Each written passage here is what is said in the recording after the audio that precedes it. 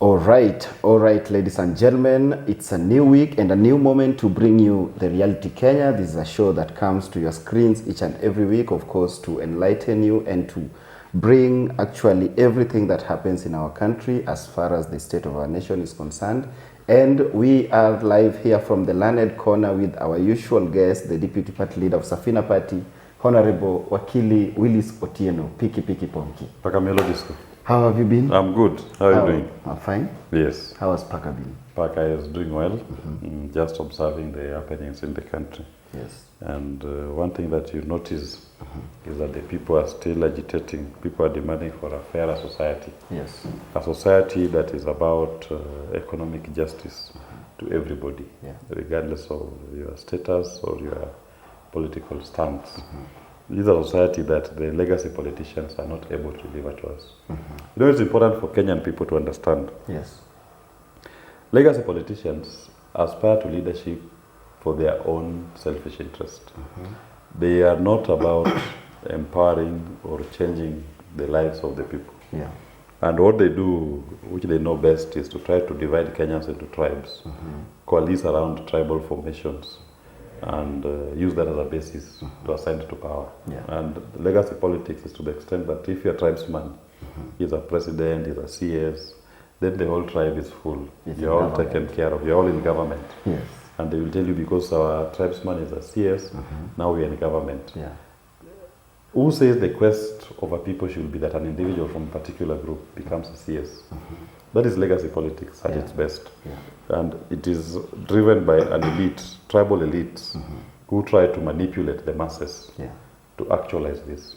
So you look at, for example, now William Ruto and Kenya Kwanza. Yeah. He's there representing Kalejins. Yeah. You have Mudavadi and Waita representing Kambas. Luyas. You have Mutua representing Kambas. You have Kingi representing the Mijikenda. So to them, the whole country is now okay, and now you brought in Badi and Wandai representing Luos. Yeah. So Luos are okay. Everything is okay. The whole country is represented. Legacy politics is working. We are fine. And don't you think so? But you see the reality, and look at even the other side of the opposite, the so-called opposition. Yes. You have Munyoro there standing with his group, agitating for tribal formation, the Mulima. Yeah. They bring in Matiangi, Kisi, bring Kalonzo, Kambas. So they are just doing the same thing. Yeah. And if you look at this, all these people, at one point or another, they were in Jubilee, or associated with Jubilee. Both sides. Both sides. They can cross over and crisscross. Yeah. Because the ideology is the same. It's legacy politics. It's about tribal formations. Yeah. So as long as our tribesman is accommodated here, we can form a formation and try to displace the same tribal group. Yeah. And we continue. That's the legacy politics. But then the people are still facing the same challenges. Yeah. You know, there's no difference between William Ruto and Matiangi in terms of what Ruto has done. What has he done that Matiangi has never done? Matiangi was CS Interior here, almost Prime Minister. That time, there was abductions and killings, extrajudicial killings, under his watch. Yes. William Ruto was superintendent over the killings of young people and abduction. Same thing. William Ruto's administration has taken odious debt. Matiangi, when he was super CS, odious debt, Jubilee. The same things. So there's no big difference. In fact, don't even be surprised if the two of them shake hands. Because they are the same. They can work together. Yes. Because they believe in legacy politics. If a big man from my tribe is on the table, then the whole tribe is taken care of. But as a Safina Party, we are saying we need to change the conversation. We are creating the Fourth Republic. And that Fourth Republic should be about a free nation, an economically free nation. When you give people economic independence, they have the freedom of pocket. You have money in your pocket. You're economically empowered. That is when you realize you achieve self-actualization. Yes. Because with money in your pocket, you are not going to run to a political rally to be given 200 Kenya shillings, 100 Kenya shillings. You are not going to sell your dignity to a politician. You are not going to stand long hours in the sun to listen to a politician talking political gibberish. You are going to be discussing how to better and to improve on the money in your pockets, how to improve on your economy, the political conversation will change. And I invite Kenyans who want to see the rebirth of a nation to shun that legacy politics and adopt a political stance that is about the people's interests. It's about economic liberation of our people. That is what we are fighting for in Safina Party. But if you want to continue the legacy politics, you want your big man to become a CS, that's the easiest. They are there. You can continue with them. And we'll be on this space every day just talking about the issues. But I take solace in the fact that majority of Kenyans are tired of this legacy politics. It is not what they desire. And they want to have an honest conversation about a political system and governance that is focused on improving the lot of the people of Kenya. And talking about the majority of the Kenyans who you are actually saying that are aware of this government and how it's not working to the people. We have now seen the president doing what we call development tours all over the country. If this time is with this region, the next time another region, and the majority of young Kenyans who are a bit enlightened as far as the society is saying, are saying that the president has realized that majority of people in urban areas who are actually enlightened are aware of his lies, and he is now sinking inside the villages to take over from the people in the villages who can still at least listen to him. That's why we see these people following and having crowds around him. Don't you think that is what the method is now using? You know, everybody comes from a village. So it is foolhardy to try to divorce the village from the town. Because all these people who live, you see, in towns, they come from a village somewhere. And they are this part of the source of information. And right now, with the opening up of the social media space and the penetration of the internet all over the country, what the town is seeing is the same thing that the village is seeing. We are on the same pages. We share. People share content. People share information very fast. It is not like the Moi days where KTN was only viewed by people who lived in Nairobi, and those who lived in Kanyabian were only watching KBC at 4 p.m. To 9 to 11 p.m. in the night. Only Nairobians would watch KTN from midday to midnight. We are beyond that now. We are in the information age where the rate at which information is accessed in Nairobi is the same rate it's accessed somewhere in Mulot. It's the same. Because the internet has opened up the country, and we are now one global village. So Kasongo may try what he's doing. It is right to campaign. Those so-called development tours, those are campaign tours. There's nothing about development that is going on in those tours. Because if it was development, see, he was here in Nairobi 3 or so weeks ago. Almost and for a week. Is Nairobi developed? Nairobi is not developed. The same problems that were there before he did his tour, they are still here. They say they were going to drink clean water from Nairobi River. And there will be fishes on Nairobi River. Go there today, it's a sewage. So nothing has changed. It takes time. No, but it's still a sewage. It is more than 3 weeks since he did that, and it's still a sewage. In fact, for the Nairobi River one, that was the earlier tour, the one for last year, when they said we will be drinking clean water in February. We are in April. In the May, river, actually. we are in May. The river is still dirty. So there's no fish in the river. Still sewage. So what has he done? You talk about affordable housing. In fact, you go to those affordable housing places. In fact, I was talking to some young men who are looking for casual labor. And they're telling me even those affordable housing that they're putting up, if you go for Mjengo, the laborers will be paid before 800 Kenya shillings per day. Now they have brought foreigners, Burundians and other nationalities, who are accepting even 200, 300 shillings per day. As labor, because then they'll take anything. So it's not even a source of employment. It's not even a source of employment to Kenyans. So when somebody tells you we've employed 5,000 Kenyans in affordable housing, those are 5,000 Burundians employed in those affordable housing units, not Kenyans. Because then they are desperate. They are more desperate than Kenyans. They will take anything. So they're even essentially just offering free labor to those sites. And even that intervention on affordable housing. So it's not even serving the people. But it keeps moving around. Launching projects. Which projects are these? I saw him launching at Ewaso Nyiro yesterday at Tanari, which was launched by Uhuru Kenyatta in 2021. 2022. He launched a tannery. Yesterday he was in Wasongiro, launching the same tannery. So what are you talking about? So we need to be serious. Yes. There's no development tour going on. It is a campaign. And nothing is wrong with that. Yeah. Just call it that we have started our campaign and we are going on meet the people tours for our campaign. Yeah. Otherwise, the people you are meeting, they are not stupid. Those Kenyans are very intelligent. And they also know they are the same people who were there when Uhuru was launching that tannery in 2022. Yes. They are the same Kenyans who were there yesterday when you are launching the same tannery and saying you brought development. So nothing is going to work. And you not lie to Kenyans. You know, you can lie to some people all the time. And you can also lie to all the people some of the time. But you can never lie to all the people all the time. Wajinga walirevuka. Wajinga walisha Kenya. People are now able to tell truth from lies. Legacy politics is about lies. It's about vipindire, as young people call it. And vipindire is about just do something here to lie to people today, they will forget, you lie again tomorrow. But Kenyans now have a long memory. We have a long memory and we are able to tell, the memory of an elephant. They're able to tell and they're able to store the information. And they can tell when you're lying to them. So Kasongo's campaigns and development tours. That is the usual legacy politics. And I invite Kenyans. Must go. Kasongo must go. In fact, the issue of Kasongo going, that's what Kenyans have finished with. Kasongo is going. What we should be focusing our mind on is what next? What is the type of leadership that we want? Do we want to continue with Kasongoism? Or do we want to have a new leadership that is bereft of this legacy politics?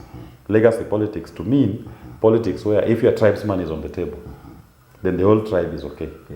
That we are going to vote for people just because they represent you. You're a big man in a tribe. You're elected, so the whole tribe is happy. That is the politics that Safina Party will shun. As we stand for a new dispensation. And that is what we are marketing to the people of Kenya.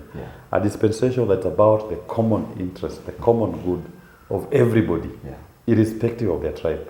But when we talk about the economy, we want to come up with transformative interventions that will transform this economy. I've always given my pet example.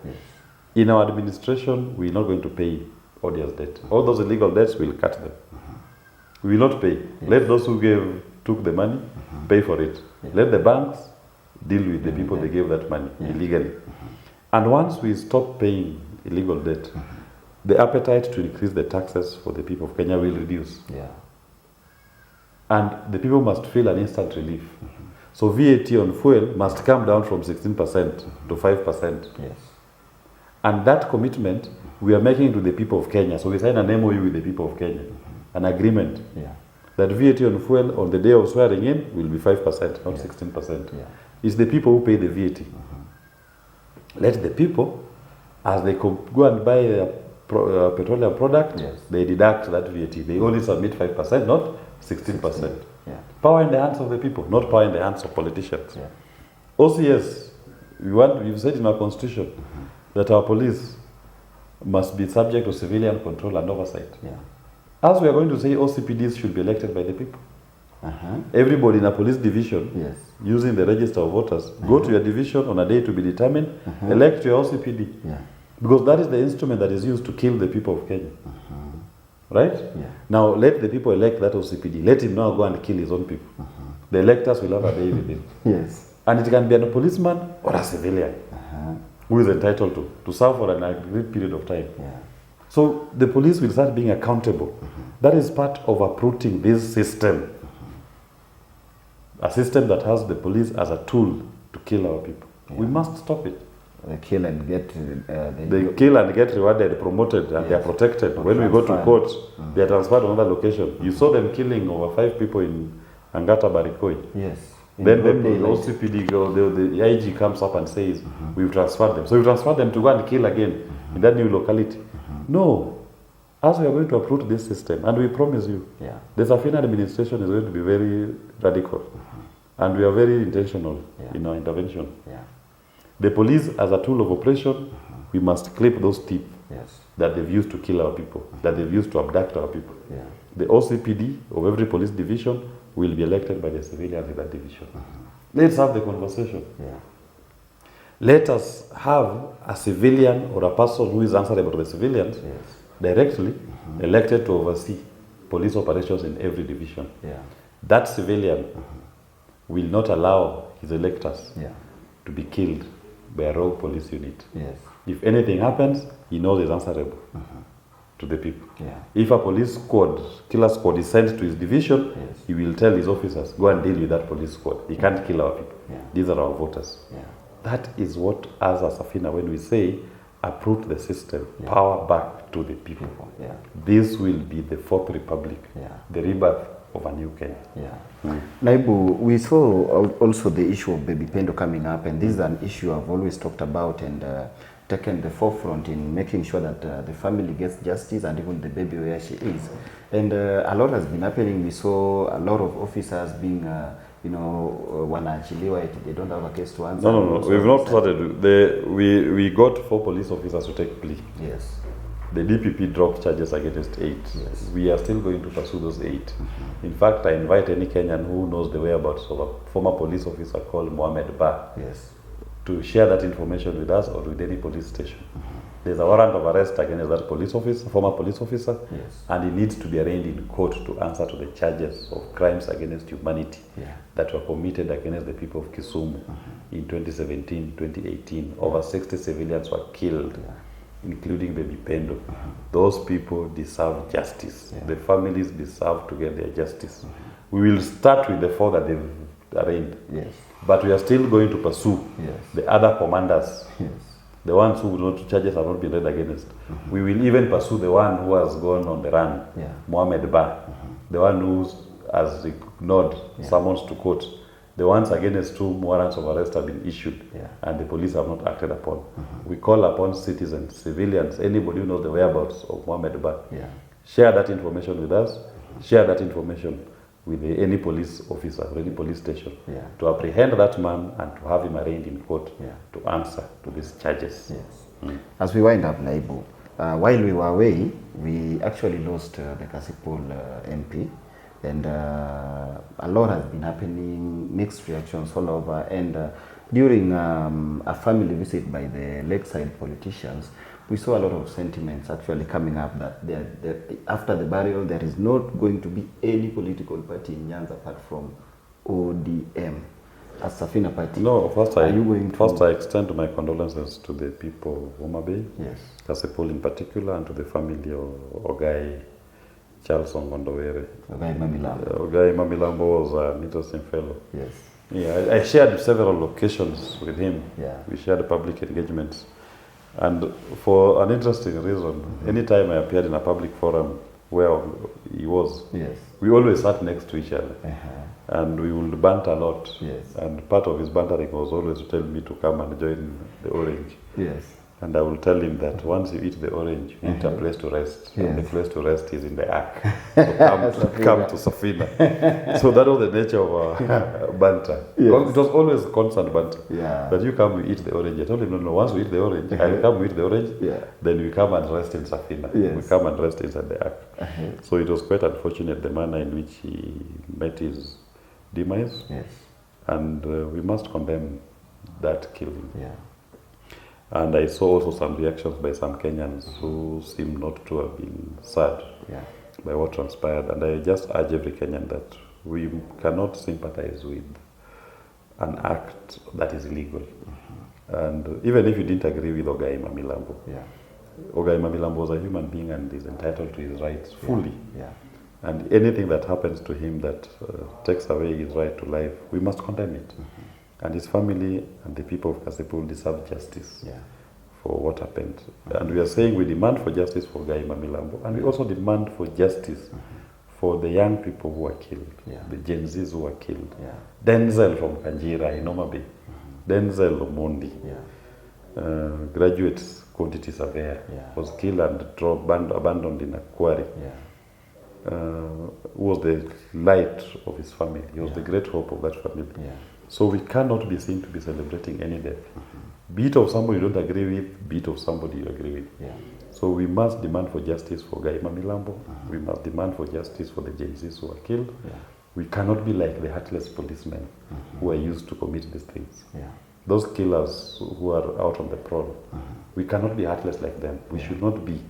They should never turn us to be them like they are. Yeah. Because a hand that can kill an innocent soul, a hand that can kill a child, a teenager, a Gen Z, that is not a heart that you should emulate to be like. Yeah. That's a heart person that you should shun. So I just urge our people that we demand for justice for everybody whose rights have been infringed, those who've been killed unjustly. And we always say that I may not agree with what you say, but I will fight to hell to protect your right to say that which you are saying. I may not agree with what anybody says, but they are all, irrespective of their status, entitled to the due process of the law. So in relation to denying us access to attend the funeral of Ogai Mamilambo, the Nyanza leaders should not get too emotional. This is a sad moment for the people of Homa Bay, and more so to the family of Ogai. And we should not politicize this demise.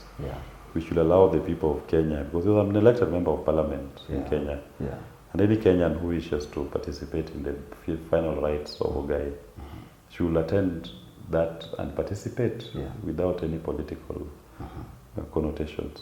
We can always meet outside on the political platform and do our politics, but not turn this to be a spectacle of political contestation.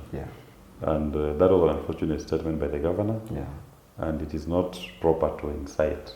In as much as Ogai had expressed that his funeral, if he ever were to die, he should be draped in the orange colors.